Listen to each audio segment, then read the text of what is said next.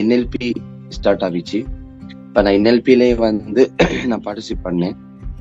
அந்த நேரம் அந்த லா ஆஃப் அட்ராக்ஷன்ல நான் வச்ச அந்த நியத்துகள் எல்லாமே என்னுடைய வாழ்க்கையை தலைகீழா மாத்திருச்சு. அப்போ அதுல நான் எதையெல்லாம் நினைச்சேனோ, எதையெல்லாம் ஆசைப்பட்டேனோ, எப்படியெல்லாம் என்னுடைய வாழ்க்கை மாற வேண்டும் என்று நான் கனவு கண்டேனோ அத்தனையும் மாற்றியது.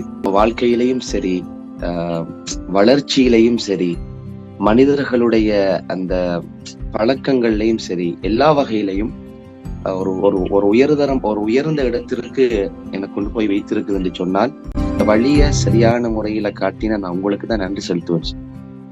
என்ன கேட்டா எப்பொழுதும் நான் உங்களை மதிக்கிறது வளமை. ஏன்னா அந்த அளவு தூரம் ஒவ்வொரு விஷயங்களையும் எனக்கு உடம்போட்டு ஒவ்வொரு விஷயங்களையும் படித்து காட்டினவங்க நீங்க.